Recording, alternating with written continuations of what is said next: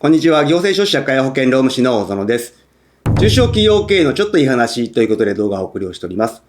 今回は助成金、補助金としての創業助成事業をご紹介をしたいと思います。この創業助成事業は東京都で毎年行っている事業になりますけれど、2025年度、令和7年度の概要が発表になりましたので、その内容について見ていきたいと思います。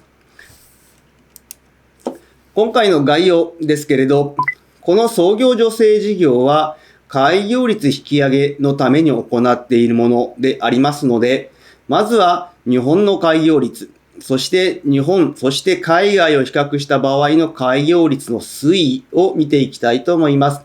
その上で今回ご紹介をする創業助成事業ですけれど、この創業助成事業の採択実績はどのくらいなのか、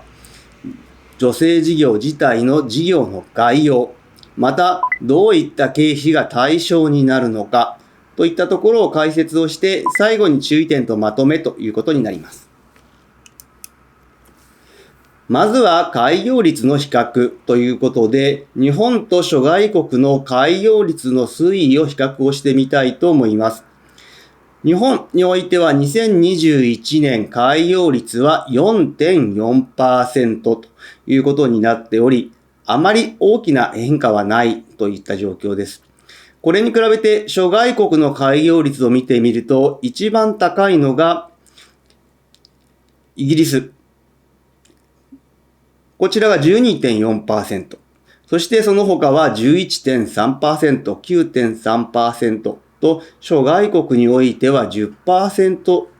度といった開業率で推移をしていることがわかるかと思います。ただ、日本において開業率が低い、開業する人が少ないのかと言いますと、2023年の新設法人データを見てみますと、15.3 万社ということで過去最高を更新をしているという状況になっています。この新設法人設立の内容を見てみますと、平均年齢は 48.4% で、その中心はシニア層であるということがわかるかと思います。シニアになってくると、経験と資金的なもの、蓄えられてきたということで、新しく法人を作るという方が多いのかもしれません。一方において、2024年のデータですけれど、倒産件数については1万件を超えて、3年連続増加といった厳しい状況が続いていることもわかります。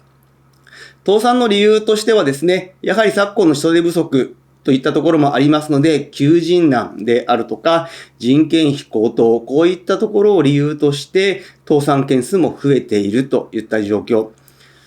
なかなか伸びてこない日本の開業率ではありますけれど、この 4.4% さらに引き上げていこうということで、日本もですね、定款の認証ですとか、作成のスピード化、または定款認証の費用の引き下げなどに取り組んでいる状況ではあります。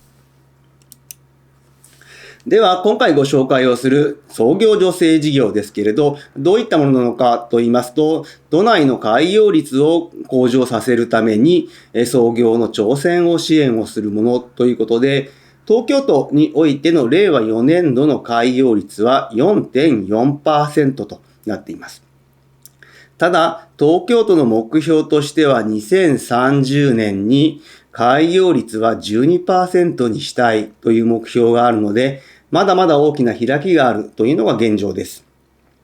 そして、この創業助成事業対象になるのは、都内で創業を具体的に計画をしている個人ですとか、創業後5年未満の中小企業と一定の要件を満たす方となっています。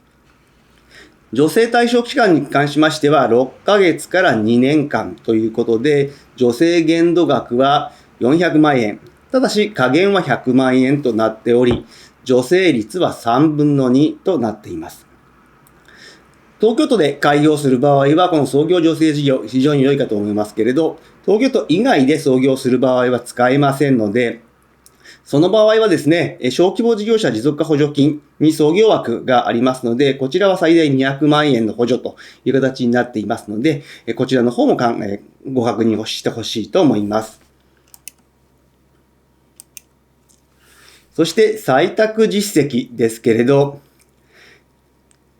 あまり大きな変化、波はないんですけれど、平成29年からの推移を見てみますと、おおむね平均では 14% 程度の採択率ということで、非常に厳しい採択率であることがわかります。小規模事業者持続化補助金においては、一般型ではありますけれど、だいたい 30% から 40% 程度で推移をしているという現状を考えると、非常に厳しい。そして申請件数を見てみますと、令和2年に入ってから1000件を超えてきているという状況で、おおむね1000件程度の応募に対して150件程度の採択といったところが平均をしているといった状況です。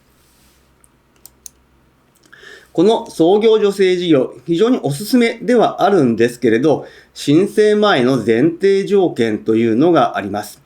この条件をクリアをしないと申請のスタートラインに立てないといいます状況なので注意が必要です。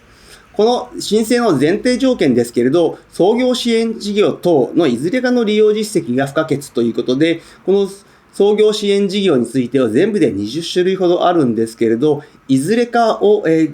受けている実績がないと申請ができないので注意。そしてこの実績を満たすためにはですね、だいたい2ヶ月程度、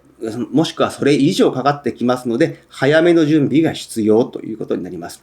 大きく分けるとですね、東京都の創業関連の支援を受けているということで、各種プログラムの受講ですとか、特定施設への入居歴ですとか、認定特定創業支援を受けているなど、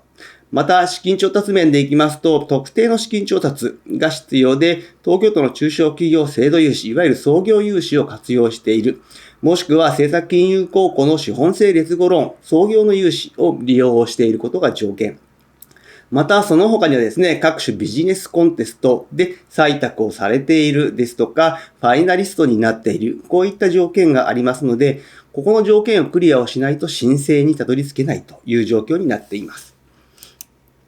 そして申請のスケジュールですけれど、もちろん募集期間がありまして、応募をして、審査で2ヶ月ほどかかるんですけれど、そこで書類審査が終わりまして、その後面接審査というのもあります。従いまして、応募からですね、計画を実施するまでに約5ヶ月程度かかるということ。そして基本的には、助成事業の補助金は後払いとなっておりますが、事業開始から6ヶ月経過後には中間払いというのも可能となっています。そして助成対象経費ですけれど、こちら非常に特徴的なのが人件費などについても対象になるということで、賃借料、広告費、器具備品購入費ですとか、産業財産権の出願、導入、従業員人件費、専門家指導費、市場調査費などが対象になっているといった状況です。そして、これらの経費ですね、大きく事業費と人件費と委託費に分かれますけれど、それぞれ上限がありますので注意が必要です。事業費と人件費に関しては合わせて上限で300万円の制限があります。また、委託費に関しては上限100万円の制限があるので注意が必要。こういった各費目の上限を守った上で、助成額の上限は400万円という形になりますので注意が必要です。そしてもちろんですね、人件費、正社員ですとか、パート、アルバイトに関しましても、助成対象にはなるんですが、給与に関しては金額の上限がありますので注意をしてください。そして最後に注意点とまとめです。申請方法が第2回から変わってきます。第2回からですね、郵送での申請は不可で電子申請のみという形になりますので、電子申請、そして郵送ができるのは第1回のみという形になっております。第1回につきましては4月の8日から17日までの10日間、非常に短い期間ですね。準備ができないという方はですね、通常2回募集がありますので、第2回目に向けて準備を進めていってほしいと思います。そして、今回の創業助成事業以外にもですね、東京都は助成事業を行っておりまして、東京都内の商店街等で開業を検討する場合につきましては、最大844万円の若手女性リーダー応援プログラム助成事業というのもあります。また、その他にですね、商店街企業、承継支援事業として最大694万円のものもあります。ただ今現時点で令和7年度の概要は未公表となっておりますので、商店街等で開業を検討している方はこちらも参照してみてほしいと思います。今日の内容が明日からの経営にちょっとだけ役に立つことを願っております。ご視聴ありがとうございました。それではまた次回。